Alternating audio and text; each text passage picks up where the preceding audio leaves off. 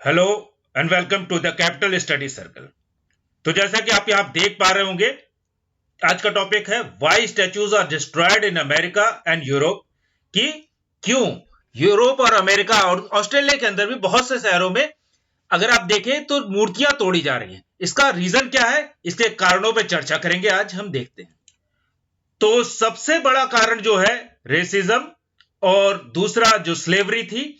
और आज के समय हमने देखा है, इससे पहले हमने वीडियो बनाया था जिसपे रेसिज्म के अगेंस्ट में अमेरिका के अंदर ब्लैक लाइफ मैटर एक मूवमेंट चल रहा है, और वो मूवमेंट धीरे धीरे पूरी दुनिया में स्प्रेड हो गया। इंडिया के अंदर, ऑस्ट्रेलिया के अंदर, यूरोप के अंदर, या दुनिया के हर शहर में कुछ ना कुछ लोग उस आइडिया को लेके कि ब्लैक्स की लाइफ जो है वो मैटर करती है, उसको लेके प्रोटेस्ट कर रहे हैं, उसको लेके आंदोलन चल रहा है। उसका कारण क्या है? सबसे जरूरी कारण जो है, जो इंपॉर्टेंट कारण है, सबसे पहले निकल के आता है, वो है रेसिज्म।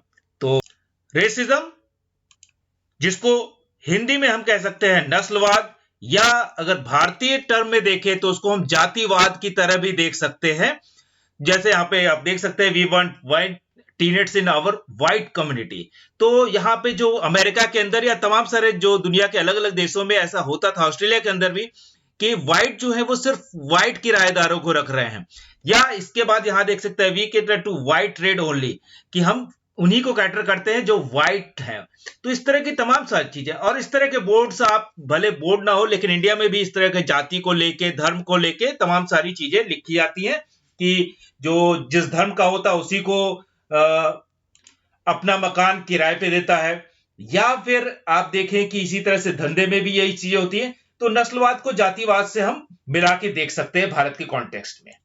दूसरी बात हमने जो की वो स्लेवरी की, जो दास प्रथा है, ये भी दुनिया के हर कोने में रही है, लेकिन काफी देर तक अगर देखें तो अमेरिका के अंदर बहुत सालों तक रहती है। उसी को हम डिस्कस करते हैं। तो यहाँ पे आप देख सकते हैं स्लेव्स को किस तरह से रखा जाता था, खरीदा बेचा जाता था, अलग अलग काम उनको मार के कराया जाता था। और एक तरह से भारत में अगर हम देखें तो बंधुआ मजदूरी जो है वो भी स्लेव की तरह थी। तो आप देख सकते हैं गलों में लोहे के जो है कड़े डाल के उनको बांध के रखा जाता, कहीं ये भाग ना जाए, और जरूरत के समय इनको बेचा भी जाता था दूसरे मालिकों को। तो माना यह जाता है कि 16th सेंचुरी में अमेरिका में जो है स्लेव को लेके गए कुछ लोग और उनसे काम कराया। वो काफी चीप पड़ता था, क्योंकि अमेरिकन जो थे, वहां के जो नेटिव लोग थे, आपस में अगर उनको कोई नौकरी पे रखे, उनसे काम कराए, तो उनको काफी सैलरी देनी पड़ती थी। लेकिन इन स्लेव्स को जो अफ्रीका से उठा के ले गए, पहले 20-50 के तादाद में ले गए, उसके बाद हजारों की तादाद में यहां से उठा के ले जाया गया अफ्रीका से। और उनको सिर्फ खाना और पानी दे देने से काफी होता था, उनका इलाज नहीं किया जाता, उनका कोई केयर नहीं करनी पड़ती थी। और उनको सब ह्यूमन बींग्स की दोयम दर्जे का जो इंसान या इंसान की तरह भी नहीं रखते थे, उस तरह से होगा देखा जा सकता है। लेकिन धीरे धीरे अगर आप देखें तो अमेरिका के अंदर भी व्हाइट्स ने भी एक मूवमेंट उठाया कि ये स्लेवरी खत्म होनी चाहिए। At the time of independence 13 colonies had legal slavery, and this lasted after the 13th amendment of American Constitution in 1865। 1865 बहुत इंपॉर्टेंट है अमेरिका के लिए। तो जैसा कि आप लोग जानते हैं कि अमेरिका आजाद हो गया था 4 जुलाई 1776 में ही, और जॉर्ज वॉशिंगटन वहां के पहले प्रेसिडेंट बनते हैं। लेकिन उस समय भी वो स्लेवरी को नहीं खत्म करते। तो स्लेवरी को खत्म करने के लिए अब्राहम लिंकन, आप सभी ने नाम सुना होगा, वो जब आते हैं अपना टेनर में, तब स्लेवरी को 13th अमेंडमेंट के थ्रू पूरी तरह से खत्म करते हैं। तो यहां आप देख सकते हैं अब्राहम लिंकन जो 16th प्रेसिडेंट बनते हैं अमेरिका के, वो 1961 में और 65 तक सर्व करते हैं अमेरिका को। और इन्होंने जो on September 22, 1862 Lincoln issued a preliminary emancipation proclamation, की इमेंसिपेट किया जाता है, मुक्त किया जाता है। On January 1, 1863 he made it official, कि 63 में ऑफिशियल करते हैं, that slaves within any state or designated part of state in rebellion shall be thenceforward and forever free, कि इसके बाद फॉरवर्ड जो है वो हमेशा फ्री हो जाएंगे। और फाइनली 1865 जो है,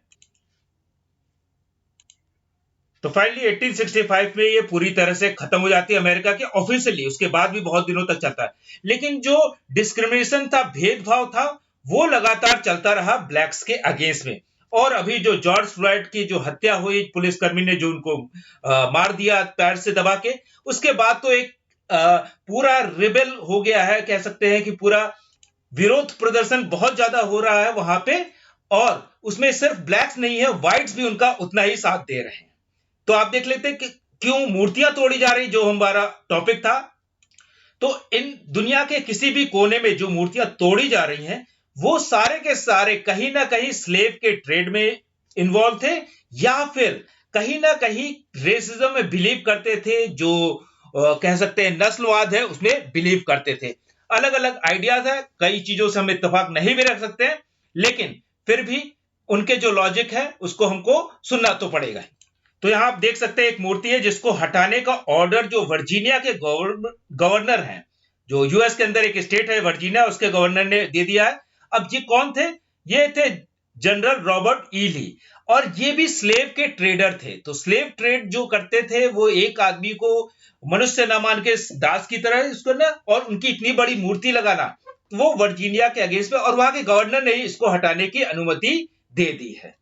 इसके अलावा अगर आप देखें तो उस प्रोटेस्ट के अगेंस्ट में भी कुछ प्रोटेस्ट हो रहे हैं, जैसे कि ये जो फ्लैग है, कॉन्फेडरेट फ्लैग जो है, इसको लेके तमाम सारे जो रेशियल सुपीरियरिटी में बिलीव करते हैं कि हमारी नस्ल सुपीरियर है, उत्तम किस्म की है, जो व्हाइट है, वो लोग इस फ्लैग को लेके कि हम कॉन्फेडरेट जो अमेरिका को हमने बनाया है और हम इस झंडे की रक्षा करेंगे। और ये झंडा आज के समय अमेरिका में सिर्फ अमेरिकन नेवी यूज करती है, लेकिन ये सिंबल बन गया है रेशियल सुपीरियरिटी का। तो इसीलिए वहां की जो नेवी ऑफिसर, उन्होंने कहा announce to ban the display of confederate flag.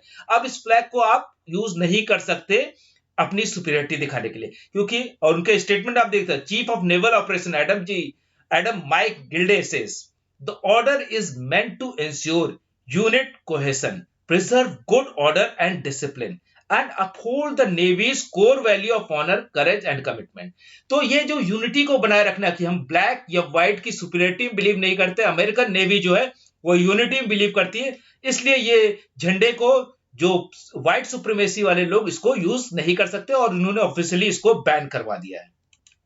इसके अलावा आप देख सकते हैं ब्रिटेन के अंदर भी ये लगातार इसी तरह की फोटो आ रही है। यहाँ पे आप देख रहे हैं एक मूर्ति गिराई गई है और ये पानी में बहाने के लिए, और किस तरह से इसको लोग डिस्ट्रॉय करने की कोशिश कर रहे हैं। तो ये जो है ये एडवर्ड क्रोस्टन की मूर्ति है, ब्रिस्टल के अंदर है, और ये भी एक स्लेव ट्रेडर थे जो स्लेव्स को लेके आते थे। और सिर्फ इनकी ही नहीं, अगर हम देखें तो ये चर्चिल जो है, चर्चिल की फोटो को भी बोला गया कि ये भी एक तरह से रेसिस्ट थे। और चर्चिल क्यों? क्योंकि चर्चिल अपने आप को सुपीरियर मानते थे, और जब हम आजाद होने से पहले अगर 1945 तक देखते हैं तो वही जो कह सकते हैं कि प्राइम मिनिस्टर थे और भारत की आजादी के विरोध में थे, जबकि लेबर पार्टी के जो क्लेमेंट एटली थे वो इंडिया की आजादी के फेवर में थे। तो चर्चिल को इसलिए भी रेसिस्ट बोला जा रहा है क्योंकि ये मानते थे कि एशियन लोग इंफीरियर हैं, और जो यूरोपियन और अमेरिकन है वो व्हाइट जो है वो सुपीरियर है, और उनके ऊपर एक व्हाइट मैन बर्डन है कि इन लोगों को सभ्य बनाया जाए। इसीलिए उन्होंने रास्कल जैसी चीजें भी चर्चिल के जो स्टैचू है उस पर लिख दी वहां के जो लोग थे।